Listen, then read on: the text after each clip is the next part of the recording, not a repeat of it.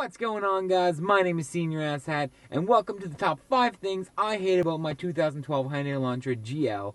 And I swear, the GL stands for good luck. Let's get into it.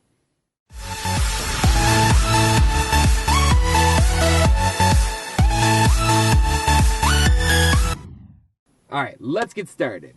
First on the list is something that every car needs. Gas. Gas mileage. And in brackets, I hate being lied to. Based on a car. Alright, so Hyundai themselves said they were supposed to get about, I'm going to use liters per 100 kilometers, not miles per gallon. Canadian, liters, whatever. So they said we should be getting about 7 liters per 100 kilometers on the highway. A little bit more, obviously, in the city because you're stopping and going. I've had no such luck whatsoever. The car, right now, is getting about 11.1 liters to 100 kilometers. It's a 48-liter tank.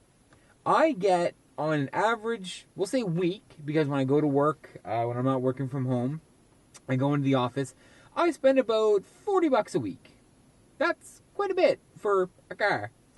So, I'm constantly trying to find ways of reducing gas mileage. The active eco, that's the biggest piece of shit I've ever seen in my entire life. It just basically short shifts your car.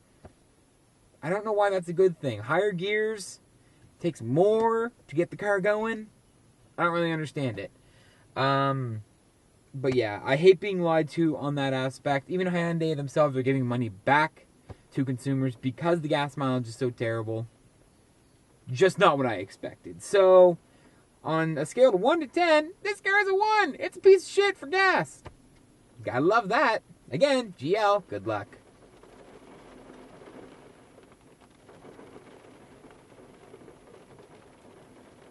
Oh, it's pissing.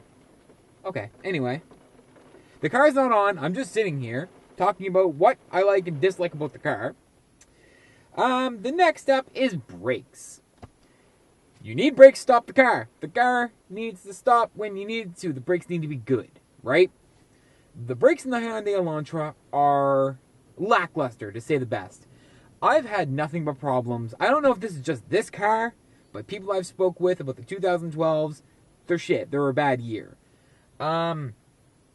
Brakes, I actually had the back left driver's side brake seize to the point where I went from my house to Shoppers, which is about a 5-minute drive, and when I got out of the car, I heard pss, pss, pss, pss. I was like, what the fuck is that? So I took my flashlight on my phone, I shined it, the brake disc was blood red.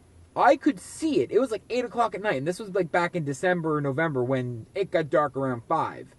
And it was blood red. I've never seen brakes get that hot before.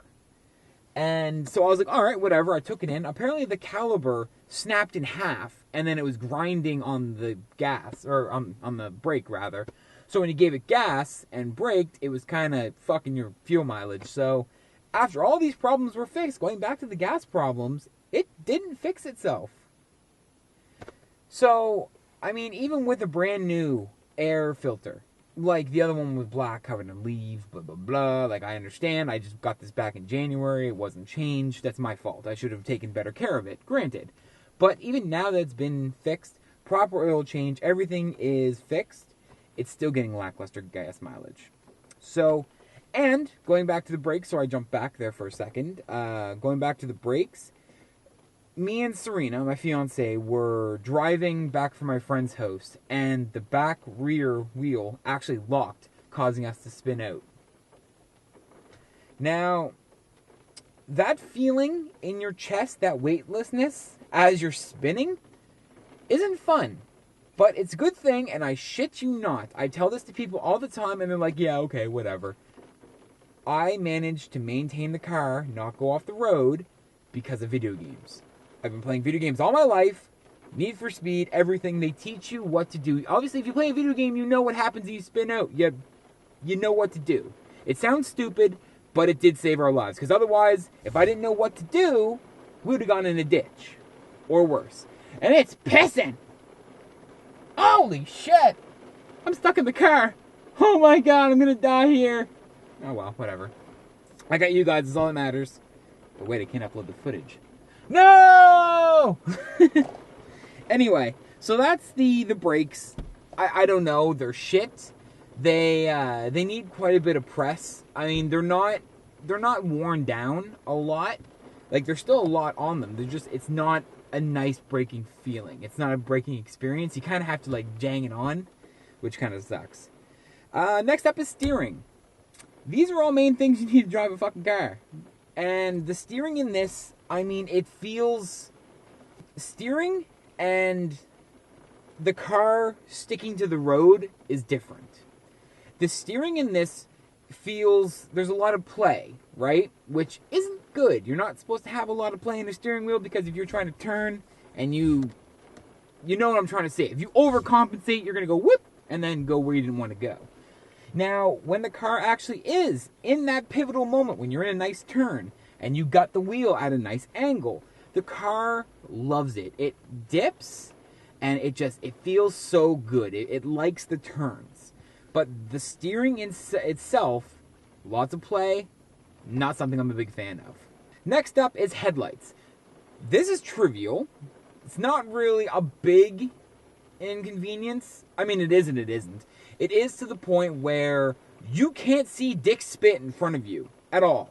Like, it's so bad that I literally have to keep my high beams on when there's no cars coming so I can actually see what the hell is coming. I mean, this can be fixed by just going and buying new light bulbs, increasing the length at which you could see, but you shouldn't have to. In a car, you should basically get headlights that work at a standard where you can actually see what's coming ahead of you, probably 2 car lengths, or maybe a car length ahead of you. Just something, but this car drives me nuts for that. Because constantly I'm flicking on and off between my high beams and low beams, just so I can kind of see what's coming up. And I checked, there's no fog in the headlights. Of course, that would be a huge factor if there was, like, foggy headlights. No, they're actually very clear. And, I mean, there's no point in me buying new headlights, because... I mean, if I have high beams, as long as the car's not coming, I'm not an asshole. That's all that matters. Last and finally, the plastic interior in this car is so cheap. It feels cheap. Like, anything I grab that's plastic, it feels cheap. Like, okay, gear shifter feels amazing. It's nice and thick. It's not, you know, plastic, like the itty bitty knobs on top, and you gotta, like, jerk it and stuff. God damn. Well, we're supposed to get that 50 millimeters of rain. I think we're getting it. Anyway, plastic interior. I'll show you guys. Plastic interior. This right here. Listen. Oh yeah. I'm going to tell you to listen by sticking the camera here. Listen, I don't know if you guys can hear it.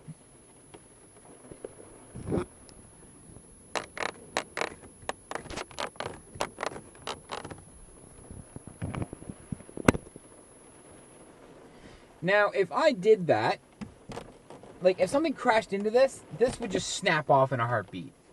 I mean, everything on the side here feels really plastic, really cheap.